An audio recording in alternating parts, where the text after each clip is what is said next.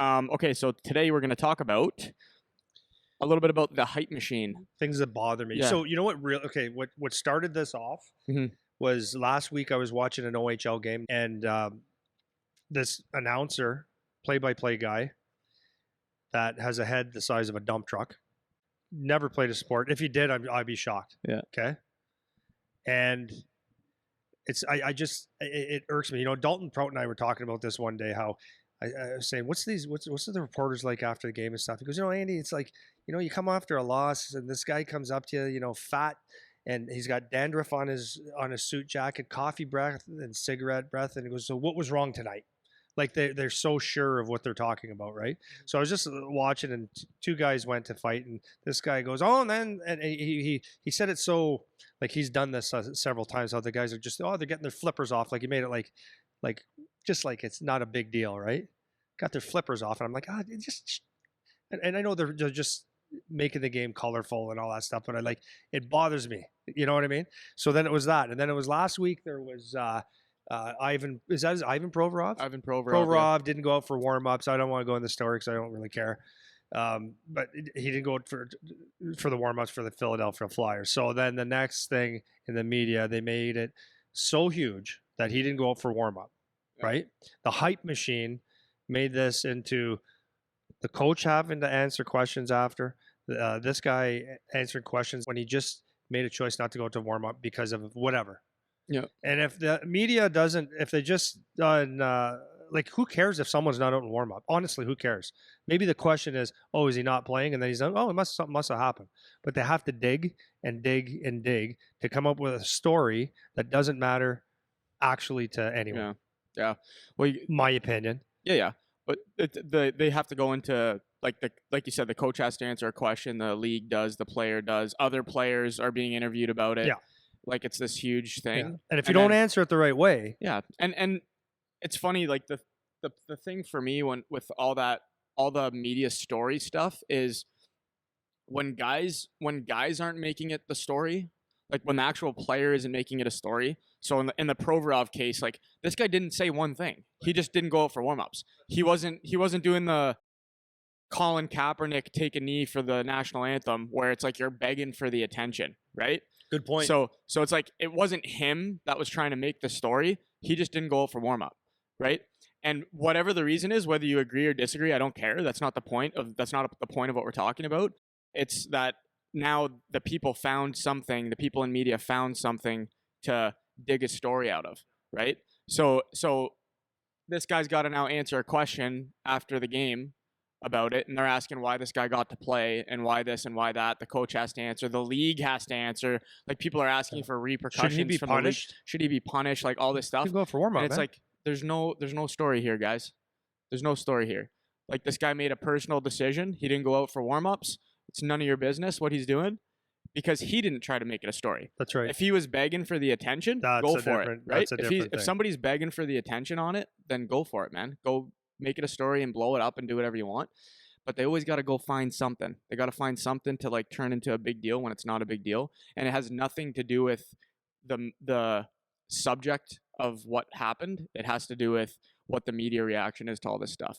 Because if you talk people that talk about it day to day life with a lot of these big hype media stories, most people are just like reasonable, right? It's not the extremes just happen in the media, or like the small percentage of super loud people that want to yell about something.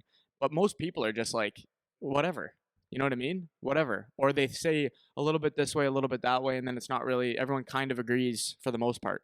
You know what I mean?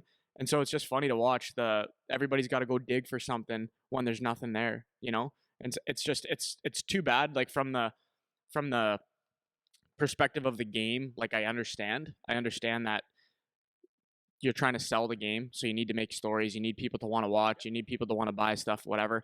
But when you're coming at it from like the player perspective or someone who's in the sport, this is the kind of stuff that can cause problems, right? Because it's not actually having anything to do with the game or the sport or anything like that, right? Yeah. Well, it was like we were talking, so this is just a different angle on it, right? We were talking last year. Remember, one of our players was asked to do to hold a sign and say "I believe in" or "I support" whatever, and that player was 15 or 16 at the time. And I gave my advice. It's like, just play hockey. Like, you're 15. Do you know anything about life anyways? And what does support mean? Like you give a 15 or 16-year-old kid, because they play in the OHL, here, put this, and say, like, do you know what you're doing? So why don't we just focus on hockey? And then you had the same conversation and just say, hey, politely just say, you know what, I'm 15 and I really don't know anything about this stuff. I just want to concentrate on hockey. And that's what that player did.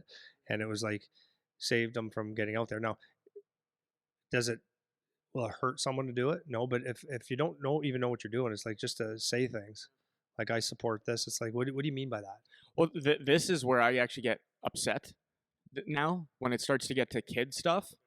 When you're like, 18 is the age, but let's say 20, when adults are making kids do things when they don't know what they're doing, and it's like, here, you just have to do this because this is what the team says, or this is what the league says, or this is what whatever says, when it's nothing to do with the sport. So whatever, like, fill in the blank with whatever social issue you want, or whatever controversial topic you want to fill in. I don't care about the topic. I don't care about who goes which way. It's that you're putting a 15-year-old or a 16-year-old or a 17-year-old but in a uncomfortable position, right? Inappropriate, uncomfortable position. And maybe some kids, it's not, because they don't think twice about it. And it's like, whatever, like, I got to hold this sign. That's fine. But the kids don't know any better. And you, as an adult, enforcing this kind of top down on kids to make them show that they have a position. They can't have a position. They don't have a choice. They don't have information. Thought. They don't have any information about this. And I was just having this conversation with that grade 7 class in here the other day. It's like, because I heard an argument about the boys and the girls going back and forth about guys versus girls in sports. And they were starting to get, like, over the line with their comments.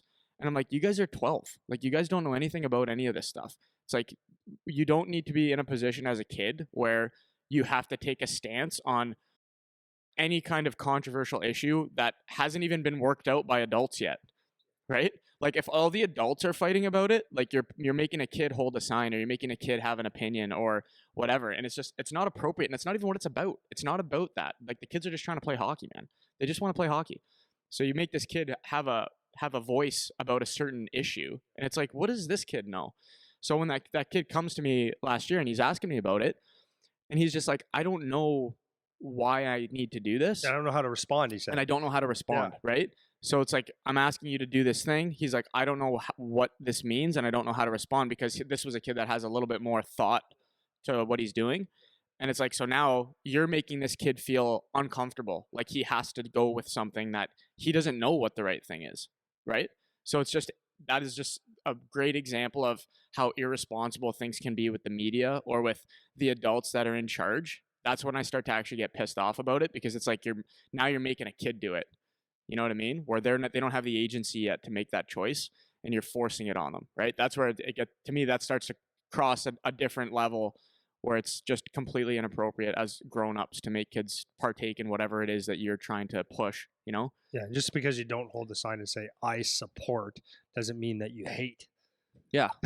Yeah. Or it doesn't even mean that you don't support it. Right. Yeah. That's what I'm saying. Right? Like, you might still support it. Maybe I'm allowed to just be quiet and just keep my mouth shut so I don't get in shit. Yeah. Right. Right. So, or I don't have an opinion. So anyways.